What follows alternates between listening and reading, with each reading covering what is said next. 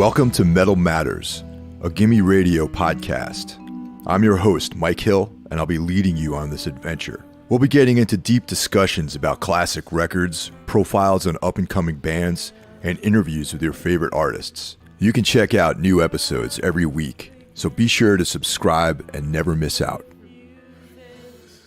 Hey guys, thanks for tuning in. Before we get started, I just want to thank everyone who's been listening and sharing the show on their social media. I see the numbers, and it really warms my heart to see that somebody's out there. For this week's episode, we have Eugene Robinson, author, vocalist, and frontman for Oxbow, martial artist, and fellow podcaster who hosts not one, but two shows. He has his own show called Show Stomper, where he primarily talks about MMA, and the newly launched Ozzy Confidential. I've been a fan of Eugene's for the past 2 decades. I love Oxbow, a band that's pretty much hard to classify, and that's exactly why I love him so much. And in general, I think he's an all-around interesting guy. If any of you guys want to hit me up, my main social media is Instagram and Facebook. You can follow me at Alleged Mike Hill on Instagram. That's where I post about the show and a bunch of personal stuff and whatnot.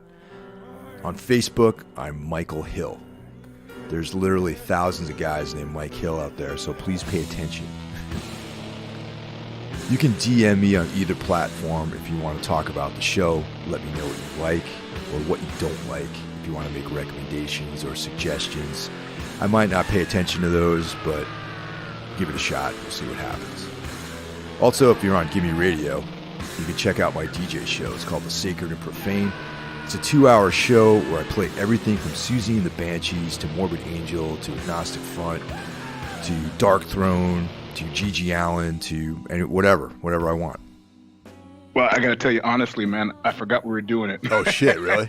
Oh damn. Yeah. But I see your name pop up. I go, oh, your Mike doesn't call me with bullshit, so it's got to be something good. All right, so. All right, man. So there's a lot of things that people might know you for, in addition to being the frontman of Oxbow. I mean, I first, as far as your podcasts go, I started listening to the Knuckle Up podcast to listen, talk about fights and all that sort of stuff. And then the Show Stomper podcast. And then now there's the Ozzy Confidential show, which, is relatively new. Yep. Brand new, right? Yeah. I mean, you're also the editor over at Ozzy too, right? Yeah, editor at large. Yeah. Yeah. So, as a musician, one of the things there's a quote that I pulled out of one of your recent episodes, where you said, "I will continue doing music until I have outlasted my enemies." Now, what do you mean by that exactly? I it's like being the I don't know. It was something kind of along the lines of being the attractive but quiet girl in the class, that kind of thing. And I mean, largely, and this is not, I'm not going to say it's bedeviled me, because to say it's bedeviled me seems to give a nod to the outrage culture that we built up, where everybody feels sensitive about everything and that they need to be paid attention to and honored because they're such wonderful beings. I'm not saying it like that, but always pretty typically for the greater portion of my life, the fact that I was physically large, it's not something that people never automatically imbued my character or characterization with things like smarts or intelligence, which is fine. It's like Al Pacino said in The Devil's Advocate, you never let them see you coming. So the fact that at first blush, people never felt that I was smart was fine. It worked out in my favor. And I also, have, a touch of a spectrum disorder where I'm just not really noticing shit like that in any way. But I remember when I started really paying attention to music in 1977 in a way that was deeply earnest. I come from a family of journalists, and I remember my stepfather, hanging out with Curtis Mayfield and Chaka Khan and bringing me, home, signed autographs. And I started really paying attention to music. He was into salsa music, most especially, but he did R&B as well. And I remember going to shows and watching people, and I had like a corrective function in my brain where I was like, yeah, boy, that would have been so good if the guy had just done this instead of this. Now, in a parallel track, I've been on stage doing some sort of performative thing since I was like 2, and my mother entered me into some competition, right? So I've been from age of 5 or 6, and it was my first play, and then stage musicals, and but lost the taste for that. Like it just seemed like like I remember Robert Mitchum and a certain character of like 1940s actor. They just felt like that it was certain unmanly to a certain degree. Like acting seemed simple to them and not weighty. And so at 15 or 16, I was still going on auditions for stuff, but I started to largely feel like it was the endeavor of the impotent, right? I mean, I couldn't get off unless somebody in some office somewhere gave it an approval versus these people who I was going to see at shows who just did it. So I like the idea. Okay, I'm gonna do it. Fuck it. I'm gonna start doing music. But then I remember like there were bands that were, ascendant and winning by all indications, but that were absolute shit. Right.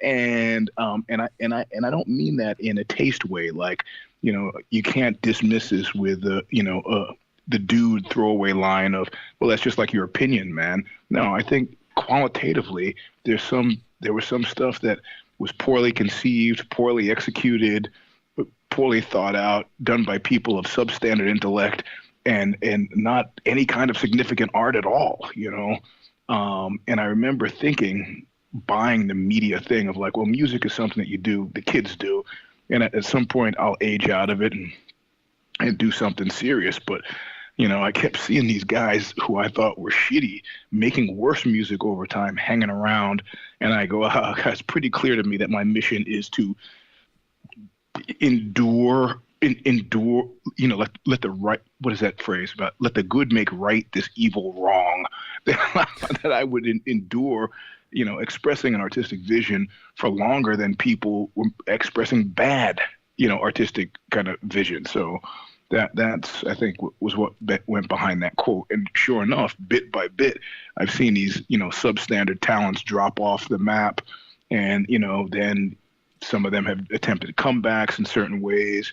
And it's just amused me. And still to this day, I mean, somebody was just complaining. Oh, Chris Esty, who writes for that paper up in Seattle, he was a quote from a woman, Eva Walker. He was saying about how she's sick of getting stuff from record labels where everybody looks the same. If you don't have if all of your stuff looks the same, it's probably all going to sound the same, and don't even fucking bother sending it to me. And the comment that I left was like, if you only knew how hard it is for Oxbow to get a record deal, like even still, even after, Thin Black Duke, still, Hydra Head is supposed to be, by the end of this year, going to cease operations again. So we need a new fucking label. And so I've been sending feelers out, and people like, no. Okay, you do know that we fund most of our stuff, right? Because we don't expect anybody else to pay $55,000 for a record. We got that. You do know that we tour, that we've got a schedule, we've got a bit. You have read the reviews. We have, PR people who work for us for reduced rates. You understand all that, and still you're not interested. I'm not a paranoid man, but I'm a paranoid man, and so one, I'm railing against the creation of substandard art, and two, I'm railing against the prevailing trends toward, suckitude, man. I have a constitutional distaste for it, and I don't care whether it's art necessarily, literature too, painting as well, dance as well. I mean, politics as well. I don't like to. My biggest problem with a guy like Trump is you might be the greatest fucking sax player ever, but I absolutely positively don't want you working on my car, right? Yeah, of course. There's different specialties that people have, and exactly. they should work within that context. Right. And I think things work better if people, you know, they're multi talents. Some people can do lots of things well, but there are very few of the people that I know that I see that are like that. Some do, some can, but generally, I think the worst thing in life would be to have whatever skills you have be misapplied. So it was a complicated answer. I'm sorry, but that's kind of, you know, on the one hand, it was, you know, an easy, cheap seat line. Yeah, I'm going to do, but, you know, I'm going to outlast my enemies. But in reality, that's kind of really what I'm thinking and how I approach business, commerce, you know, journalism, whatever it is, you know. I mean, I'm still competing with guys who, who, I, who I went to school with, who I could see thought, what the fuck is this guy doing here? And then you add in the race factor. So I'm big and I'm black, and nobody ever thought I would do anything. Do you know how many exes I've had who, when they caught up with me, courtesy of Facebook, expressed some sort of statement of disbelief and an acknowledgement that, boy, I guess I got you all wrong. No, I can relate to that, man, because I mean, you know, I oftentimes I get misunderstood by people as well. You know, on the physical end of things, and being surprised that I actually know what the hell I'm talking about most of the time. Yep. So. Yep. I mean, it doesn't aggressively rankle me because it happens so often. But the only time when I find myself getting really irked is like, you know, when I'm standing on Sunset Boulevard and Flea tries to run me down in his fucking Mercedes. Then I get a little irked. It's not enough that you got the Mercedes, but that you got to try to run me down. Get the fuck out of here, you know. Well, that was actually another question I had is, what exactly do you have against the Red Hot Chili Peppers? Well, you read the article, right? Yeah, I did. Yeah, well, you know, I mean, the thing is, you know, these guys, I mean, look, we played a show with Perfect Circle, right? And they sort of fucked us. I kind of like the way they fucked us. It was amusing. They said, oh, we're going to play with Perfect Circle. Great, cool, that's exciting. I said, but there's a catch. Okay, well, what's the catch?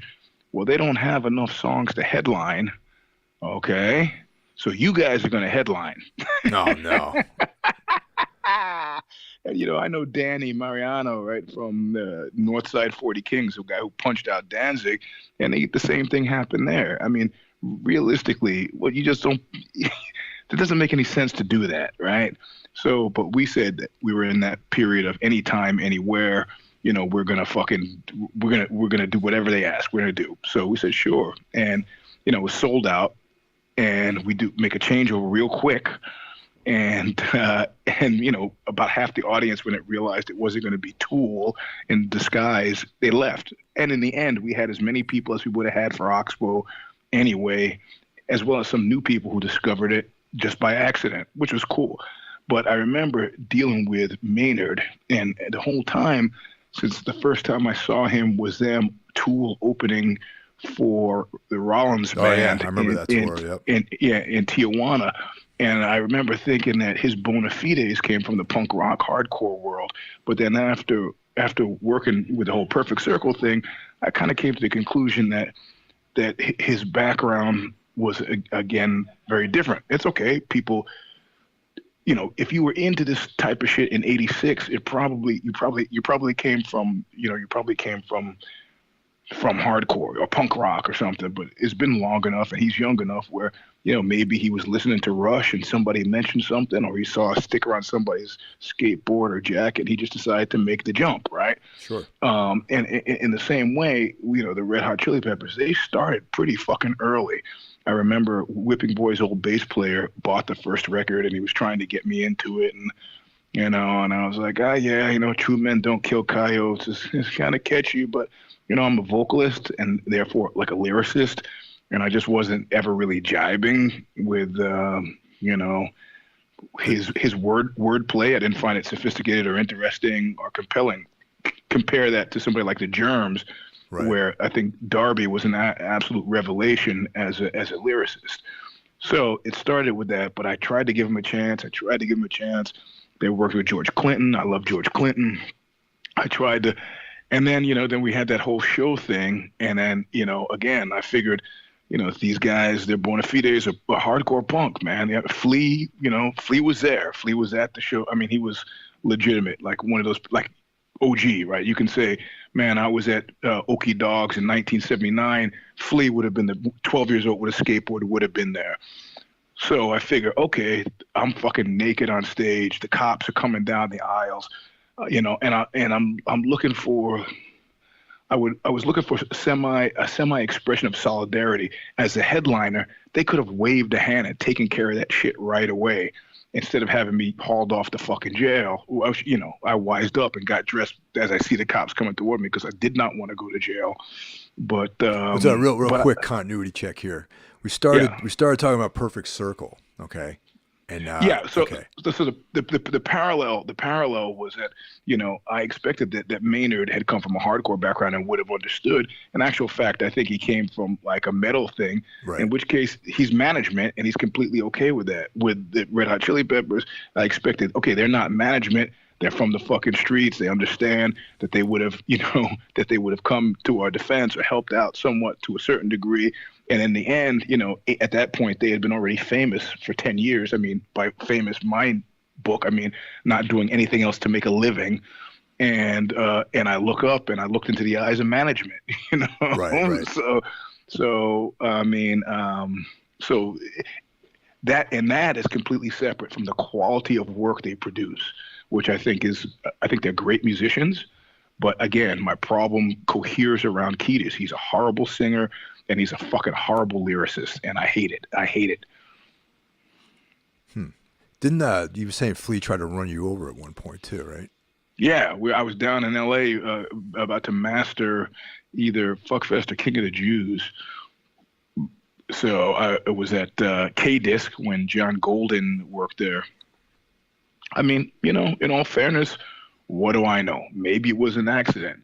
Maybe he just thought I was a homeless guy. Maybe he reckoned it. Maybe he didn't. But, the rest of it happened as I detailed, So just circling back to the concept of there being substandard art out there, do you think a lot of that has to do with how easy it is these days to pretty much do anything? I mean, you can self-publish a book. You can make a record on your phone. Yeah. I mean, that would be, to give credence to the old kind of gatekeeping system before, where, the cat from Atlantic, whose name I can't remember, was actually perceptive enough to sign the Rollins. Look, I interviewed Chris Blackwell, right, from Island Records. He signed Tom Waits and Madonna and, Tom Waits and Grace Jones, I mean, tons of famous records, right? Police. And I remember saying, like, so what happened with Madonna? And he goes, I kind of fucked that one up.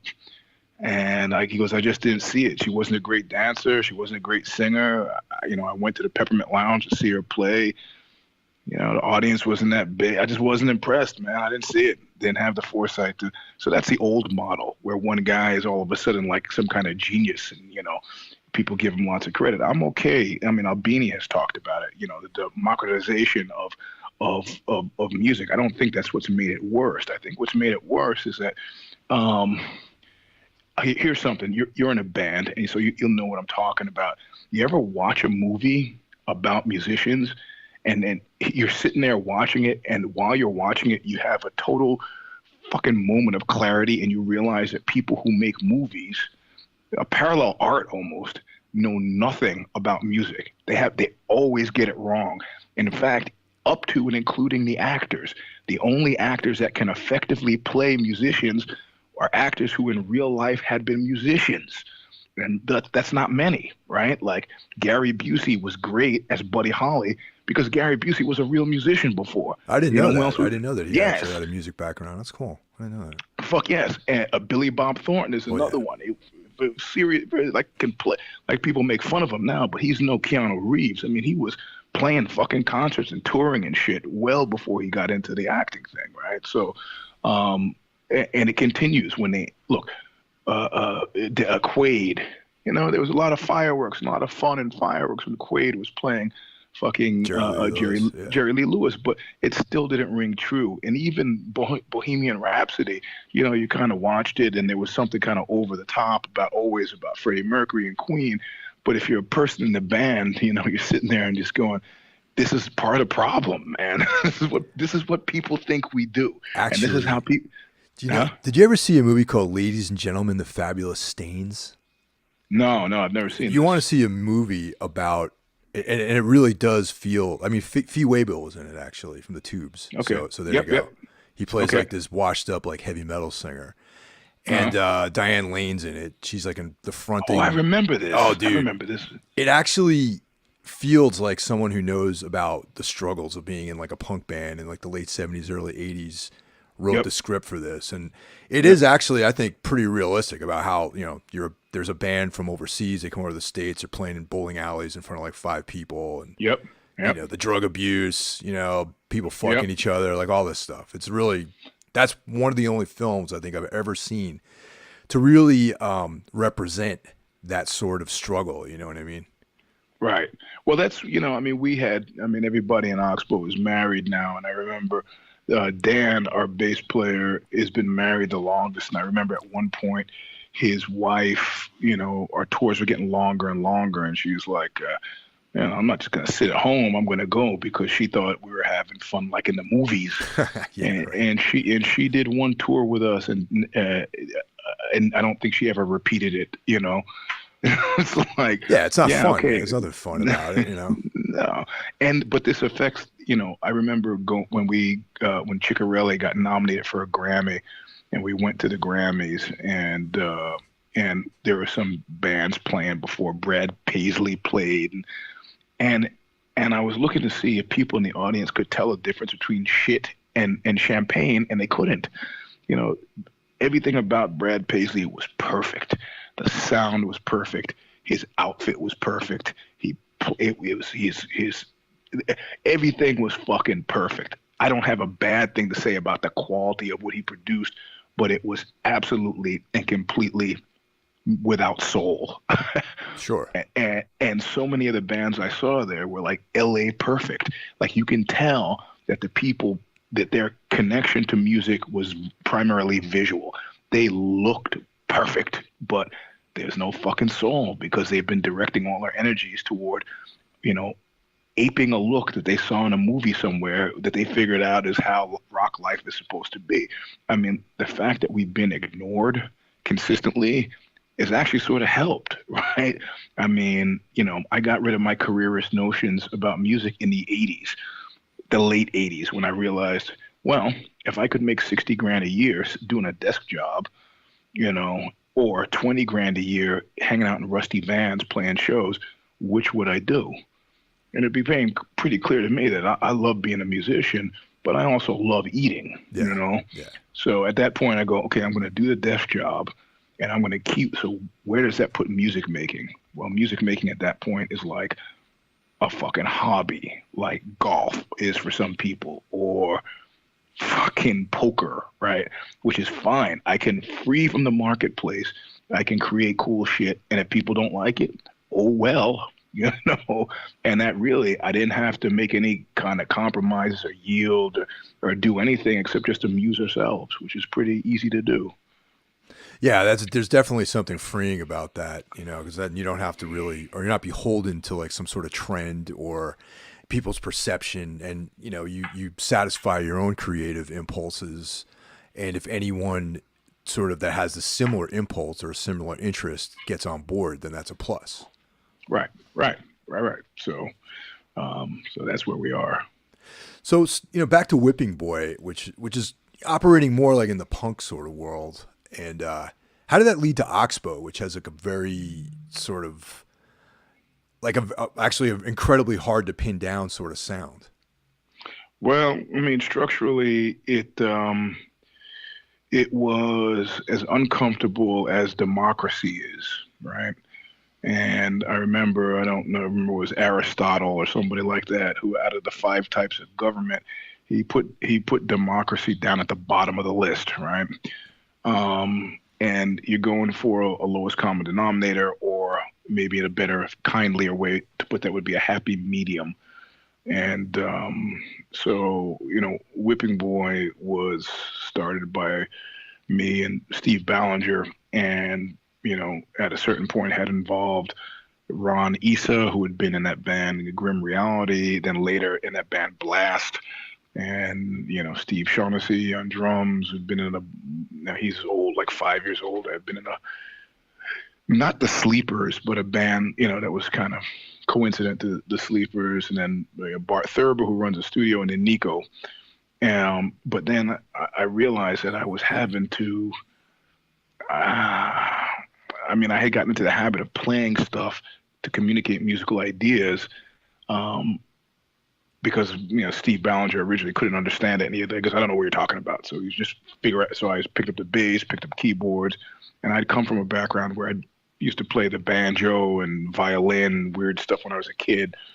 So I thought I could communicate that way. And then I remember saying, I just, what would I do if I didn't have to do it with anybody? Like, what type of music would I make?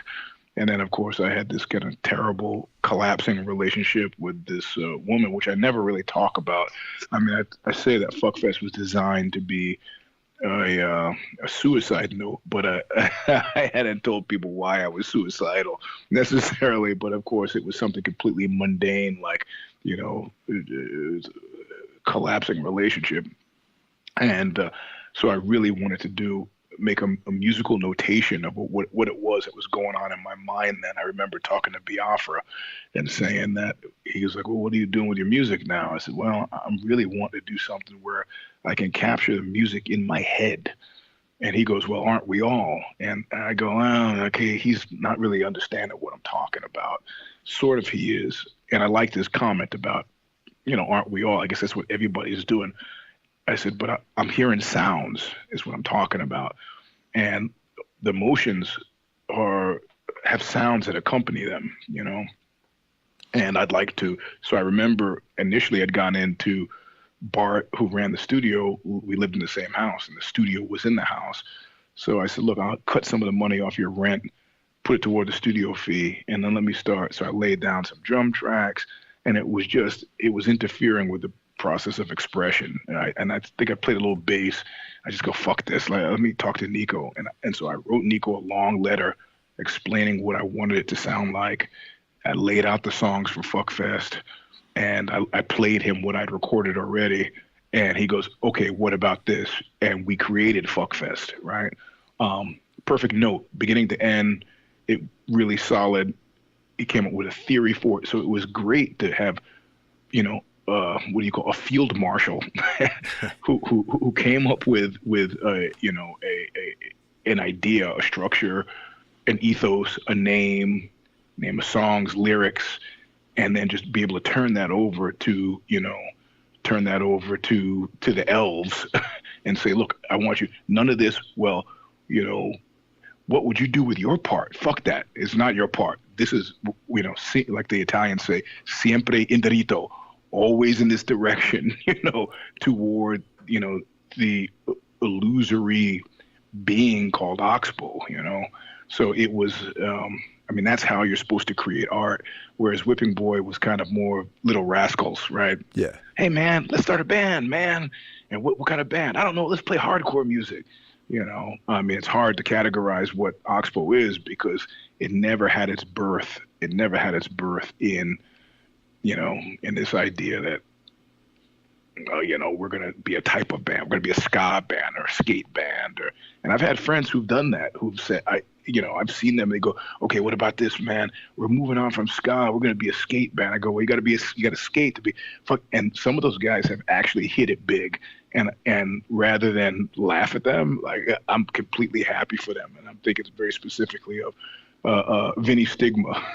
I remember talking to him at odd times. He's like, and he almost broke his neck on a skateboard. What the fuck are you doing? Get off that board. And he's like, no, fuck that, man. We're going to be a skate band next. I remember being there when they formed Agnostic Front when John Watson was the singer. And I was like, this was actually this is all right, man. You pulled it off. And so, 30 fucking years later, dude is playing stadiums. I'm like, good for you, bro. Good for you, Yeah, dude, I'd probably kill myself on a skateboard, man. I never was able to get the hang of that stuff. I was all right. I was good. But, at this point now, I got room in my life for one dangerous sport. Yeah. And it's not going to be skateboarding. No, so. Definitely. Yeah. That's one of the things about Oxbow too, is like you can never really put your finger on it. I hear so many different things in the band's sound, You know, it's like there's, well, the unique characteristic of your voice too. I mean, you don't sound like anyone else either. So like, so what the hell is that all about? You know what I mean? Like, Well, but you know what's weird about that? I remember, you know, one of the coolest things about like hanging, you know, like you meet somebody new. One of the coolest things for me was always to go over to their house, right? Because you're always used to your own shit, and you know the sublime joys of like, you know, like the way they may have put their toothbrushes in their you know, I mean, just little fucking things, these details. But at a certain point, I kind of realized, like, I go, how come my place is not like anybody else's place? And people are like, well, what are you talking about? I go, well, other people, their places like seem nice, right? Like it's a reflection of their inner world, right? right. But my place doesn't seem that way. And I go, well, what does your place seem like? I said, I don't know. It feels comfortable to me. I like it to me, but there's something distinctly strange about it. It's like off kilter. And then finally, I had a girlfriend at the time, and we analyzed it. And he said, well, let's look around the room. And he said, stuff appears, you know, you adopt stuff and you've embraced it and absorb it, but there's no coherency here. And I was like, oh, yeah, okay. Like I had a couch. I inherited the couch. That's why the couch is there. It was like the Bremen Town musicians, you know. I just found this haphazard group of shit. There's my bookshelf. How'd that bookshelf get there? Well, I needed something to put my books on. I saw a piece of wood, put it on a milk crate. I got, nah. Now, I remember going out with some woman, and it was clear that she looked at a Pottery Barn catalog and just looked at it and goes, I want that. And she copied that exactly. Whenever I was at her house, it felt to me like I was in a fucking Pottery Barn catalog. I mean, and I started to see the stuff in like the actual things in the catalog placed like they were in the catalog in her house. And I go, you see, this is a yawning void of nothingness. This is not the way it's supposed to be.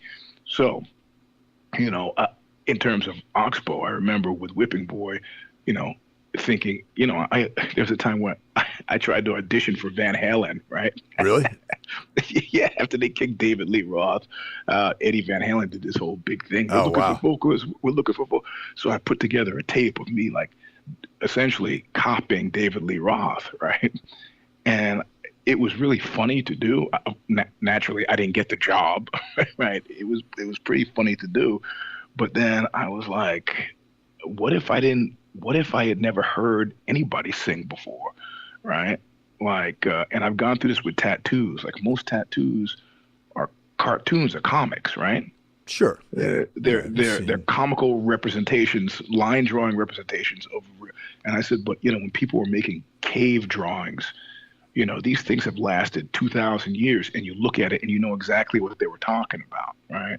I mean, you know, it may happen that 300 years in the future, people will look at a little, you know, squiggly devil with raised eyebrows and little bubbles over his head and not know what the fuck we were talking. What does that mean exactly?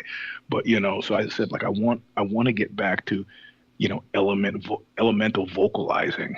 And that's where the idea of, like, in other words, what vocal sound do I hear in my head when I hear this music? And it's always shocking to me to read reviews where they talk about my vocals not being standard because they sound like singing to me, but it's only because that's the sound that's in my head, right? Yeah, so which is like my house. My house is a reflection of the things that are in my head. So finally, I've started to like, okay, you just can't find shit anymore. In other words, if you have a couch in your house, it should not be an accidental couch, right? And this matches how Oxbow has changed over the years. So I do have a couch in my house, and I did not buy that couch in my house. A friend gave it to me. However, I went to look at it. I re-envisioned it, had it reupholstered, taken care, refurbished, placed it. And so now it's a purposeful addition to my life instead of this haphazard madness that it had been before, you know? Yeah, because I sit down and I listen to you guys play. The records live is a different story, but the records are, and I just ponder like it's almost like this atavistic sort of channeling, I guess, with what that's the only way I could really describe you. That's how I describe your vocal style to other people. Well, we also do something that's disorienting, right? For like the way I remember for Thin Black Duke, we actually spent 6 months working on like a 10-second section of a song. I don't know anybody else who does that, right? I'm sure, if we had other people in, they would be, are you fucking kidding me? But we're going to practice Tuesday and Thursday, sometimes Sunday, and that's what we're doing, just working on. And of course, I wasn't singing at all. But I was going to every practice, unless we're singing old songs, because everything I did with Whipping Boy, I didn't want to do again with Oxbow. So the first time I sing the song in front of other people, the producer is there, the mic is on, and we are recording it. But it's not like I don't know the song. I've been thinking about the song for 10 fucking years. In the case of Thin Black Duke, for 10 years, and the vocal quality, was drawn from 10 years of listening to the song, having written the lyrics, and very specifically knowing the emotional tone and timbre that I wrote the lyrics in, that they evoke in me, and that I need evoked in a listener, and that matches the music, right?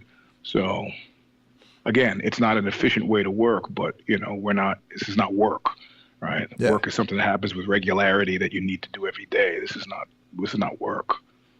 Yeah, I mean, because, I fuck around with vocals, and I'm always looking for like a different angle, I guess, sometimes. I mean, when you write your lyrics, do you pull that content out of something that's already exists, or do you write them as a reflection of the song itself? Well, it's changed. Initially I had sound ideas, right? Well, initially I played stuff. So like 2 songs, and I gave those. I think Bullseye was one that I had written myself, right? And I gave it to Nico, and he came back with music. But now, for a long time, Nico, I mean, we all understand what Oxbow is at this point in our bones. So Nico would say, well, these are some songs, and I would come up with some lyrics, and then we would kind of fit the songs need to be in this order, which means that whatever order that you end up putting the music, they have to match up in the same way. I don't give a shit what the music for the song sounds like. That will only affect my performance in the end, but the lyrics have to go in this order. So he'll do the music, match it up, and then once I know which set of music goes with which lyric, then I go through the process of and first of all, I should say from the very beginning, and this has continued, the lyrics have always come first. Interesting, yeah. Okay. Because I'm more efficient, maybe. It's just a different process, easier for me, maybe. But they always come first. So I'm looking for elements in the song that recall how it is that I'm feeling when I'm writing. And I think the problem, I call it the James Hetfield problem, right?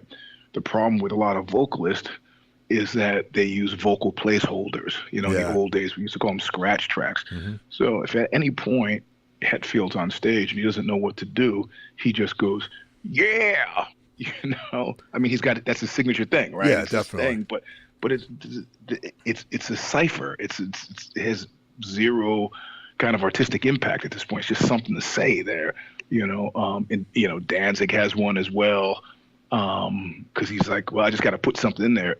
I think part of that happens because these guys play instruments as well. Yeah, right? I fall into that same pattern. And like when I write the guitar parts first, the music, and then I'll come up with some vocal patterns. But it's like the pattern is almost like this like stem cell or something that's got the DNA for like the whole song in it. You know what I mean? And it's and then I just kind of craft around that. So yeah, But see, I realize that, and if you play an instrument as well, I'm okay. Like if the guy plays guitar and he's singing. In my mind, then I go, okay, fuck it. He wrote the song. He's playing the guitar. He's got a lot of shit to think about on the stage. Like Hetfield goes, yeah, and I'm like, okay, whatever. But it's when you got a vocalist who's not playing, and he's just up there and he's being lazy. I just don't understand it, man. I don't understand it.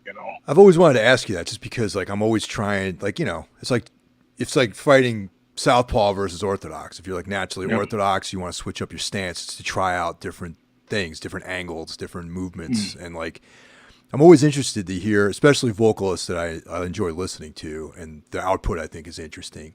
I'm always trying to find like other, just little things to try out. You know what I mean? And Yep. I always want to ask you that Well, question. but that's what I mean. That's what you're. Well, I mean, like that kid Ryan Kent. Just that he lives in Virginia, and there's the weekly publication is called RVA, and so he's wanting to do this thing where he's taking guys who are in bands or people who are in bands and getting them to write poetry, right? And he said he always wrote, but he was made fun of for it when he was a kid. And then, of course, he could write lyrics and write poems and say there were lyrics, and the people would get off his back because then he was a guy in a band. And he does have a band now, but he wanted to do something like, I just want pure poetry. And I figure if people in rock bands are doing it, it somehow makes it cool. And so, like, kids like me who grew up just wanting to write even poetry won't feel like dipshits. I gotta go, yeah, I got it. What do you want? He goes, I want you to write a poem for me, I go, man, you just said that. He just, I'm way too busy. So I wrote him this poem that he's going to publish, I think, next week, and it's called "In the Hotel Room of a Hooker" or something like that. I don't remember the full title. And I remember as I was writing it that this would probably be cool to sing, right? I mean, I could probably repurpose this as a lyric for something. But then I'm really bad with saving shit like that. So I told him, if you lose this, you have to know that I don't have a copy of it. I don't, and I won't remember I did it. And so don't lose it is what I'm telling you. But did you actually write this on paper and mail it to him, or? No. Well, sometimes I do. So Okay. At this point now, like I'll write shit on paper and I'll just take a photograph of it and text it to the guy, Right. or in this case, I actually wrote it. But that doesn't help. I got fucking 17,000 emails in my email. Yeah, I guess. I mean, I would. And how many times have I used the word hooker? I can't search on that stuff. I use the word hooker a lot. So, but no. I mean, I think trying to. I mean, I always say this is a conversation. My problem with a lot of bands is if you're sitting on a bar stool next to me and we're 5 minutes, 6 minutes into the conversation and your tone hasn't changed, I'm fucking out, man. That's like a lot of grindcore. It's like, fine, I got 8 songs from you. I got 45 minutes invested in hearing you play. And vocally, you said the same thing for 8 songs. If I was in a bar, that's a guy who I would punch in the face. I'm not even gonna let him get 8 songs in. It's the same thing, man. I heard you the first fucking time, But again, if you're writing lyrics just as placeholders for music, then that's on you. That's your fault. It's not my fault. Okay. Yeah, I know. It's just always, it's always interesting to hear that kind of stuff. So now, when it comes to your spoken word stuff, have you done a lot of tours, like just out by yourself? Yeah. Oh yeah, a lot. I mean, if you think I've done the States and Europe for both books, that was a lot, and so for the Fight book, and States and Europe for a Long Slow Screw, States and Europe. Then Long Slow Screw came out in translation in France, so I had to go back to France. And now this year it's going to come out in Italian, so I'll probably go back over to do it in Italian. I mean, I don't know what the fuck. I'm not doing the spoken word piece in Italian, but they somehow appreciate it more if you just show up. So. Yeah, are those like performances a different type of material that's sort of inspired by those two works, like those two different books, or are they passages out of the books? I haven't seen you do that. Well, what's weird is I went through a couple of different phases, right? And it is pernicious. It's really dangerous. And I talked about this on the show. Anybody who stands on stage behind a microphone, there's certain things that you like to have happen, and you can't. I don't give a shit, Miles Davis, anybody, but in a very large general way, what you're expecting is to be positively received. And the things that you do that garner greater positive response are things that you like, right? Sure. And that's why anybody who does spoken word inevitably ends up trundling into fucking comedy. And I don't want to do that. I absolutely didn't want to do that, right? I think only because I think stand-up comedy is a fucking super difficult art form. Sorry, I don't even give even like somebody like Gallagher. It's a bona fide art form in my mind, and it's not to be stumbled into. And that's certainly not. If I want to be a comedian, stand-up comedian, and set out to do that, that would be one thing. But I'm not. I'm doing spoken word, and in the instance of the books, that's slave to the book. So at first, I was doing this thing where I was trying to be entertaining, where I was just telling random stories and that leaned heavily on expected joke lines. And I felt like, man, that's not fucking gonna work. I go, okay, so I got this book out. So what am I gonna do? I said, okay, I'm gonna talk about this book with stuff about the book that's not in the book, because those stories are great in and of themselves. Like the woman who signed the Fight book had just been busted for having an affair with this guy who was a bigwig at the 9/11 recovery effort, Bernie Kerik, who was like an FBI guy in New York, and he was like, this kind of macho cat, and they were like had this expensive apartment overlooking Ground Zero where they would spend their afternoons fucking, right? So I go, okay, I'm gonna talk about that stuff that led up to it. And then I realized that it was a fundamentally dishonest exercise as well, because anytime I talked about myself in connection to these stories, especially connected to the Fight book, I was kind of, I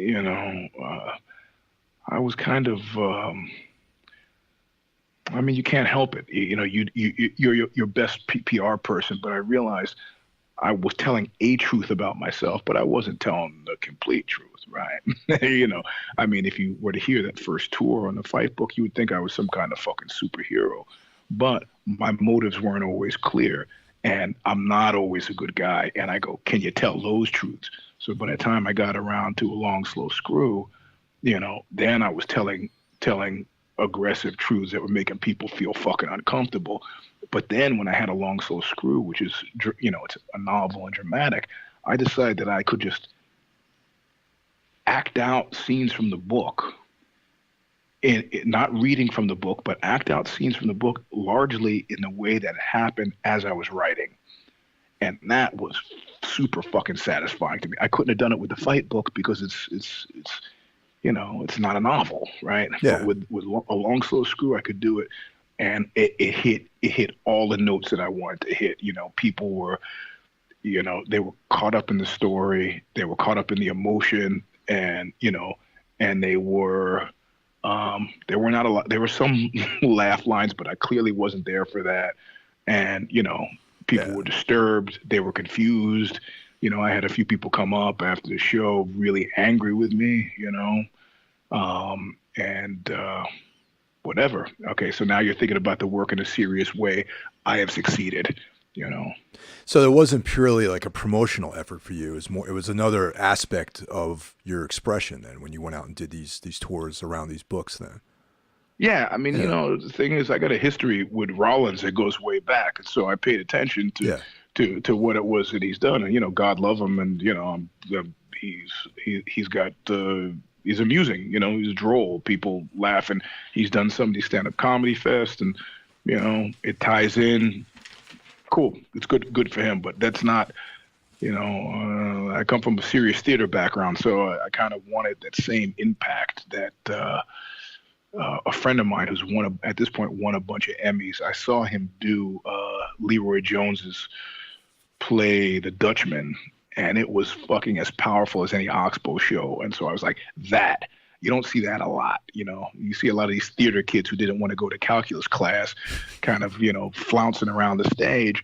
No, but what he did with The Dutchman was fucking stunning and exactly kind of what, that's what happens when you see art that moves you. So that's, I don't live in LA, I don't have a,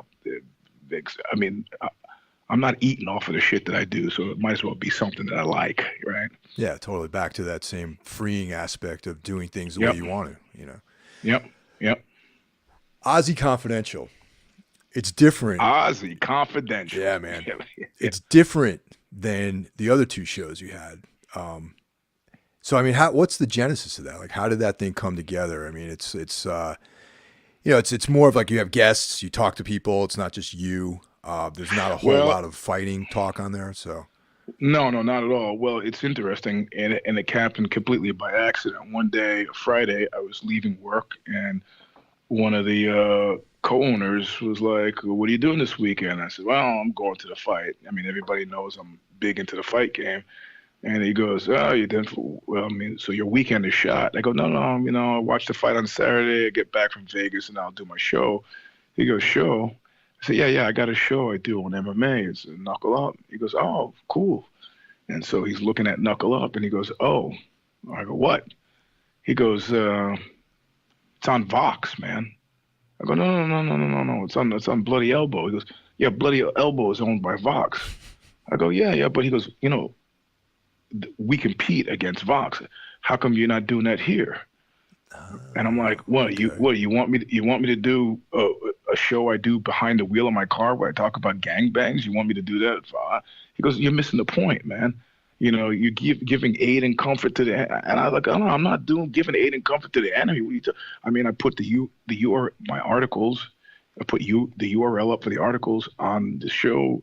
Fight fans come to the articles that way. They're discovering Ozzy that way, and they're like, oh." So then there was all this corporate pressure on me to fucking stop doing these shows, which is why I made the early tactical shift to get it onto my YouTube channel, get it off of Bloody Elbow. So technically, I'm a guest on,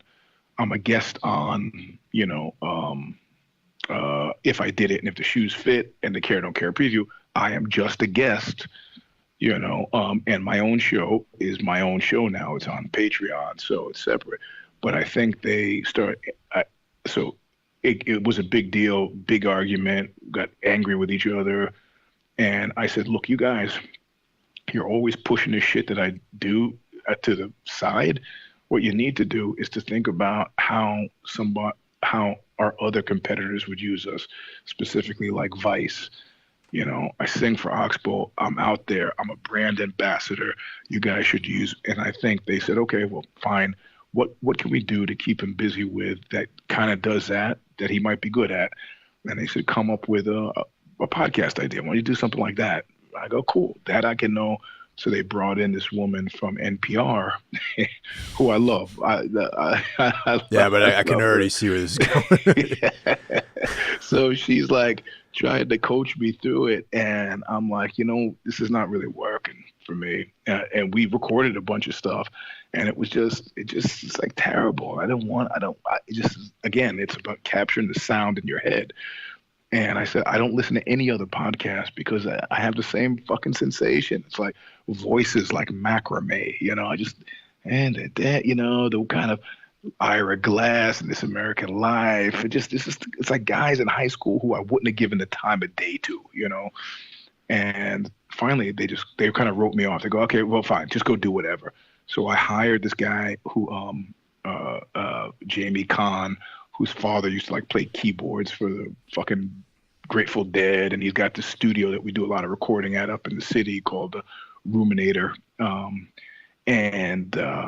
He understood completely what I was talking about. I said, the attack of the show, it's more like sports radio than the podcast. I want it, and I don't give, what are they going to beat me up? I'm going to ask the questions I want to ask. So we ran through the first, we did 2 or 3, and we played it for the woman from NPR, and she kind of goes, "Oh, huh."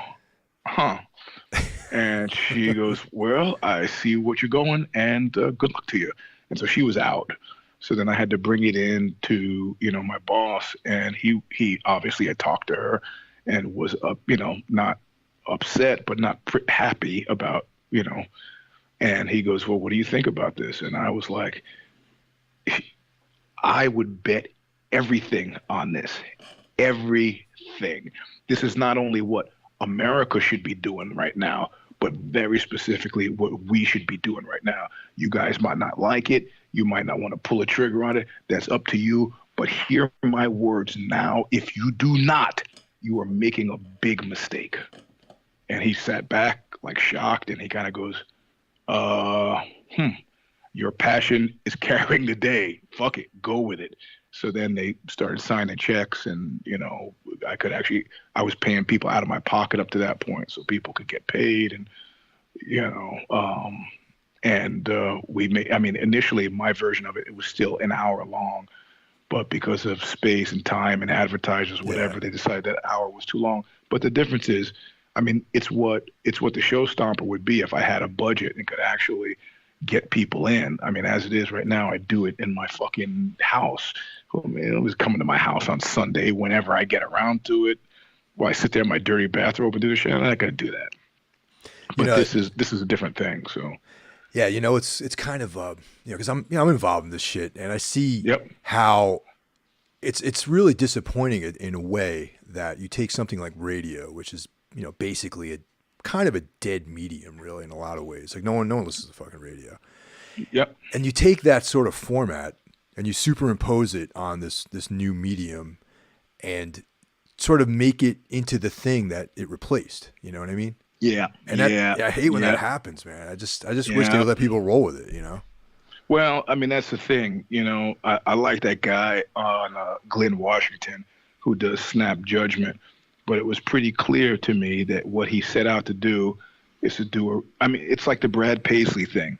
It's like I talked to that guy, like Glenn Washington, separate from, any kind of stage thing. And that cat is fucking fascinating. Was like a fucking he's like a black James Bond, man. He's like spent time in he was a station chief for the CIA, and was like talking about all these places he had been, is multilingual. You don't get any of that from the show, but clearly, he's a bright guy, like a Goldman Sachs bright guy, and said, I want to do something that that NPR might pick up. And so if you want to do something at NPR, what do you do? It's like when Chuck Berry used to get his pickup bands, and he would show up and they would say, well, what are we playing? He'd just look at them like they were idiots. Go, playing Chuck Berry songs, man. You want to get on NPR, what do you do? Well, you got to play NPR songs, man. That's what you do. But, freed from those constraints, what the fuck? I do whatever I want, So that's what Ozzy Confidential is about. So yeah, I think I'm caught up on the show, but what do you got coming? Is it a weekly show? Yeah, it's weekly. Okay. Yeah. So if you go through Himalaya, you get the shows early on Sunday. If you just go through YouTube or whatever else, it's Tuesday. But if you actually subscribe to it, you'll get it on Monday. So. What's this Himalaya thing? Do I got to pay for this, or what is it? No, it's a free app. It's pretty cool, man. I actually, it lets me. It's like I don't know. It's kind of a more robust SoundCloud kind of. Okay. I don't know how to describe it, but yeah, I just type in Himalaya app and I got it on my phone. It took me like 30 seconds. So. And I get it through Apple Podcasts, so it's on all the other platforms. Yeah. That's too, cool. Right? That's cool too. That works too. So. What do you got coming down the pike with this show? The next one. Oh man, it's me walking around San Francisco with a guy who is dressed up in a fully historically accurate SS officer's gear. He's a immersive comedian who has disguised himself as Heinrich. I don't know if you've ever walked around through the streets with somebody dressed as a fucking Nazi, but in the time of Trump, it has a very different resonance. And before we took the trip, he was like, "Hey, bro, are you down with this?" Of course, he said this all in a German accent. I was like, I go, "What do you mean down with this?" He was like, "I do this all the time. And I'm telling you, it's good." And this guy's a Muay Thai fighter. So to actually see him have fear on his face before we head out to the streets, he goes, it gets kind of hairy out there, dressed as, the officer that I am. And I was like, what do you, he goes, I'm just trying to make sure when the shit goes down that you're not going to run away. I'm not going to fucking run away, man.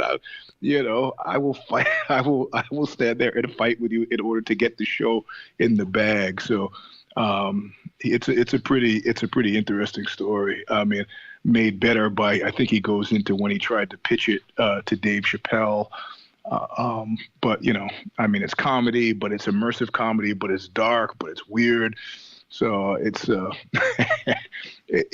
insofar, I mean, after the crack horror one, for me, it's kind of like it constitutes comic relief, Yeah, that was a heavy story for sure. Yeah. Yeah, and there's stuff with that I'm just I'm hoping that she's, I spilled a little bit on the show Stomper. I talk about the unnamed child molesting family member, which was in actual fact her father, which is just so fucking heavy and dark that I mean, they went to court and they threw out the charge, so I can't be calling the guy a child molester in real life. But I kind of want to end the story where I ended it, just so people didn't fucking kill themselves after listening, So this is the kind of stuff you have in store for everyone on Ozzy Confidential. That's cool. Now let me ask you a real quick question though about this gentleman that's in the garb. And how should I put it? Is he a man of color or is he a white man? Well, it's not entirely clear, right? Yeah. He's not a man of color, but you look at him without the Nazi gear, and he doesn't necessarily strike you as a white guy. Okay, so it's ambiguous. Okay. Yeah, he's pretty racially ambiguous, and he shaves his head. So I think if he had his hair out, it might be a giveaway, I mean, I at this point know that he is in real life Persian. Oh, okay. But there's there's that concern, like, okay, if you're a Jewish comedian, then you can make fun of Jews, but you can't make fun of Latinos. But he is, by choosing a Nazi, he's. I mean, it's just fucking it. And what made it best was that when I came, that was one of the ones that we worked on with the NPR people. Oh man, dude, they must have loved that. So they all hated it, and I was like, no, it's got to be on the show. It's got to be there. I don't give a shit. Fuck you. It's got to be there. I mean, just because it's just so fucking weird, Well, I mean, this is important though, man, because honestly, it's like I brought this up to several people where nowadays, I mean, going back all the way to Lenny Bruce, okay, a guy like him who has basically put his life on the line for the right to, or the ability to say whatever he wants on stage, and there was legislation. He was fighting the government to actually speak his mind. Okay. The 80s, we got Howard Stern, we got, all you name it, all the people who contributed to that victory for free speech. And now it's the actual citizenry who is speaking out against people speaking their mind. So well, because people are not being honest about what they're talking about, because there's a legal standing, and the legal standing, it all kind of coheres around the word fighting words. Right. So like Justice Stevens once famously said about pornography. I don't know what it is, but I know it when I see it. So what they're talking about is there's certain things that you can say that a reasonable person will react negatively to in a significant way. Like they'll fight you for it, right? They're fighting words. So like what? Like, okay, well, if you say something about somebody's mother, most people are gonna fucking flip. You know what? The idea in my mind of free speech should completely skirt the whole fighting word statute. It's not my fault.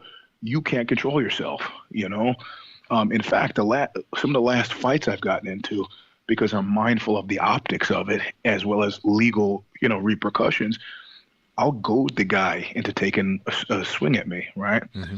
And typically I'll lean in. Nobody can hear what we're saying.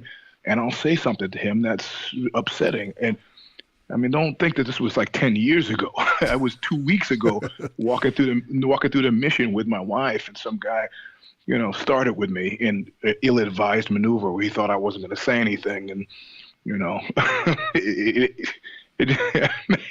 that's a side note. I don't want to get into that. But the point, the point is this idea that fighting words means that we can prescribe speech lest somebody get angry enough to want to take a swing at you. Yeah, it's like, okay, if you got 100 rats living in a shoebox, you might have to make accommodations so we don't all kill each other. But generally, I still feel okay about words, you know? Yeah, I mean, it's all changing. It changes even geographically. I mean, take the word cunt. You know, that's like, you can have a problem with somebody if you throw that word around in the States. However, in the UK and Australia, that word is like totally acceptable. Yep. Yeah, but I mean, those words that we kind of typically dismiss as Anglo-Saxonisms, right? Like fuck, shit, Lenny Bruce's famous eight words. That's not even really what we're talking about these days. Yeah. I mean, people are trying to parse out upset and outrage and everything. I did a TV show with some guy. Guy doesn't know me from fucking Adam. And at one point they're asking me to describe something, and I described something as namby-pamby. And this guy flips out on me on the show, and he keeps trying to draw me into this fight over my use of the phrase namby-pamby. And I acknowledge him, but then I go back to what I'm talking about, because I'm not going to be drawn into this. Like, people are always asking me about parenting. Oh, how do you keep your kids from flipping out in the supermarket? How do you? I go, you know how I do that? Because I don't fight with 3-year-olds. Right. I don't fight with 3-year-olds. It's like, come on, it's time to go. They're laying on the floor. All right, I'll pick you up and I'll take you where I need you to go. It's simple. I'm not going to fight with you, Same thing with this guy he was gay. He was trying to make some kind of statement that namby-pamby was possibly pejorative to, that I was trying to be clever about using the word sissy, but I wasn't using the word sissy. I was using the word namby-pamby. I could have used the word feckless to better describe what I wanted to describe, but I didn't use the word sissy. He had made the connection between namby-pamby and sissy in his head and was wanting me to respond to that. And it's like, you're having an argument alone. Yeah, so basically, yeah. And there are words that like you, I hang out in a fighter community, but even in that community, there's just shit you don't hear anymore. Like, we train, but it's like last week, I think I heard somebody jokingly say, "Hey, you faggot," and I was, yeah, and everybody turned on him and go, "The fuck are you doing?" Yeah, that word's taboo as well, man. Yeah, I don't. But it's not so much. It's not. I don't mind it being taboo because we say we run a family gym. I got 7-year-old kids here. I don't want them to hear that shit. And the reality of it is, why would you say that if you could just say gay?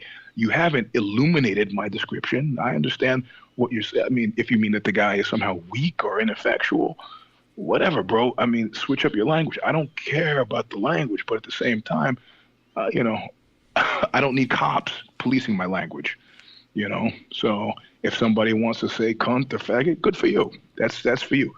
For me, no. In my place of business, no. If there are kids around, no. If that's how you want to express yourself with your friends, go ahead. If you want to do a show or have it on your shirt, go ahead. It's none of my business. So back to the band real quick before we wrap this up. It was like 10 years between Narcotic Story and Thin Black Dude. Right? Yeah. That's like, bands like form and disband like within that period of time, Yeah, that's true. Yeah. So, let's hope that there's not another 10 years between the next album. Oh, no. We've decided to very specifically to spend 2019. That's why we're doing this show on January 29th in San Francisco, and we're putting that shit to bed. We'll do something really special in 2019, but otherwise we got a record to do, and we don't want to wait another 10 years. So. Nice. That's awesome. That's what I wanted to hear, actually. Yeah. I want to hear that. Yeah. You guys are working on new material, and I just have to keep my eyes open. Yep. I was just when you called, I was just listening to some of the new stuff. So cool. We have 8 new songs. Actually. Oh, geez. Yeah, it's a whole record basically. Yeah. Actually, no, we have 12 total. So, but Ciccarelli has given us March, and he's given us October. So yeah, we're ready. I'm glad to hear that, man. Well, thanks for taking time out of your day, and once again, man, I appreciate the generosity of your time. So now, how does this work? When is it? This is going to be coming up. This is going to be posted in March. Oh, good. Beautiful. Yeah, it's like 6 weeks. There's like a 6 weeks lead, a 6 week lead time between when I record and when it goes up, and it's it's a weekly thing. So. Okay, that'll be cool. Yeah, I did Jim Goad's group hug thing, and everybody was thinking it was going to be fireworks, but Jim Goad and I fundamentally like each other, so it was a fun show to do. Now, I'm a fan of Jim Goad. I like all of his writing and everything, and Answer Me and all that sort of stuff. I just like. Oh yeah. It gets a little tired though. I mean, because I kind of feel like a lot of his like racially driven stuff is kind of disingenuous. Yeah, of course. I mean, and that's why Gavin, the Proud Boys Gavin, had wanted to put us together when he was still at Vice because he thought they would get fireworks. And when Joe Goad called me, I was like, I got to tell you, man, I'm just not interested in that race shit. I don't care. I don't give a fuck. No, I just don't care, man. I'm sorry. And then when he saw that I wasn't like joking, we just talked about other things. So, yeah, I'm not fully up to date on his show. I mean, I checked out a couple episodes, but then no. But this was for something that Gavin had wanted us to write together, a long time ago, and I was just not interested, man. Don't care. So, all right, man. Well, thanks a lot, and have a good weekend. All right, Mike. I'll talk to you soon. Talk to you soon. Later. Take care. Bye. Bye.